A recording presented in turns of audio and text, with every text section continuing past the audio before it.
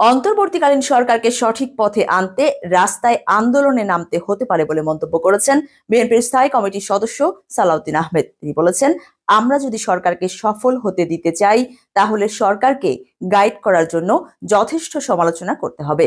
এমনকি আমাদের সড়কের আন্দোলনও করতে হতে পারে সরকারকে সঠিক রাস্তায় নিয়ে আসার জন্য।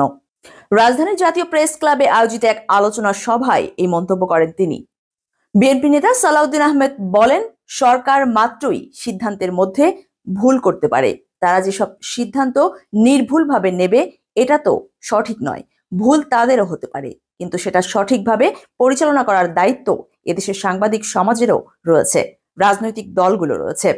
তিনি বলেন, আমরা সামনের দিনে কি কি সংস্কার চাই, কিভাবে নির্বাচন চাই, কখন চাই, এই সরকারের সিদ্ধান্ত এবং সিদ্ধান্তহীনতার কারণে এগুলো নিয়ে এখন প্রশ্ন তৈরি হচ্ছে। সালাউদ্দিন আহমেদ বলেন, সেই জায়গা থেকে আমরা এখন দলের পক্ষ থেকে চিন্তা করছি সরকারের কিছু ভুল শুধরিয়ে সঠিক রাস্তায় এনে গণতান্ত্রিক রাস্তা বিনির্মাণের জন্য এবং একটি নির্বাচিত রাজনৈতিক সরকারের পথ পরিষ্কার করার জন্য আমরা কিছু পদক্ষেপ নেব। সেটাকেই সরকার আন্দোলনও বলতে পারে, সমালোচনাও বলতে পারে। এদিকে বিএনপির ভারপ্রাপ্ত চেয়ারম্যান তারেক রহমান বলেছেন, আমাদের বিরুদ্ধে বিভ্রান্তি ছড়ানোর জন্য বিভিন্ন মহল বিভিন্নভাবে তৈরি হচ্ছে, প্রোপাগান্ডা ছড়াচ্ছে। এরই মধ্যে আমরা সেগুলো দেখতে পাচ্ছি। যশোরে বিএনপির এক কর্মশালায় ভার্চুয়ালি অংশ নিয়ে এসব কথা বলেন দলটির ভারপ্রাপ্ত চেয়ারম্যান। এ সময় তিনি বলেন, শত্রুপক্ষ বলেন বা প্রতিপক্ষ বলেন, সেগুলো তারা করবেই, দেশের ভেতরে বাইরে করবে, এগুলো আমরা ফেস করব, কিন্তু জনগণের আস্থা ধরে রাখার দায়িত্ব আমাদের, জনগণের না। বিগত আওয়ামী লীগ সরকারের শাসন আমলের চুরি দুর্নীতির প্রসঙ্গ টেনে তারেক রহমান বলেন, অন্তর্বর্তীকালীন সরকার বলেছে চুরি দুর্নীতি করে বিগত সরকার সব সাফা করে দিয়ে গেছে, বিচার ব্যবস্থা থেকে শুরু করে রাষ্ট্রের সব প্রতিষ্ঠান ধ্বংস করে দিয়ে গেছে তারা। এই অবস্থায় আগামীতে যারা দেশের দায়িত্ব পাবে তাদের দায়িত্ব পালন করতে গিয়ে অত্যন্ত কষ্ট হবে। এই কষ্ট হাসি মুখে সহ্য করতে পারবো যদি আমরা সবাই ঐক্যবদ্ধ থাকি।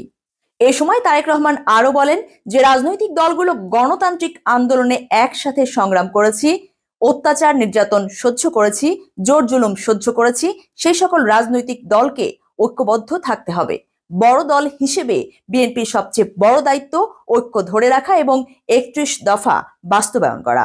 বিএনপির ভারপ্রাপ্ত চেয়ারম্যান তারেক রহমান বলেছেন, সকল গণতান্ত্রিক রাজনৈতিক দলগুলোর সঙ্গে পরামর্শ করে এবং তাদেরকে সঙ্গে নিয়ে জনগণের সামনে 21 দফা কর্মসূচি উপস্থাপন করেছে তারা। জনগণের রায় পেয়ে সরকার গঠনে সক্ষম হলে বিএনপি পর্যায়ক্রমে প্রতিটি সংস্কার কর্মসূচি বাস্তবায়ন করবে।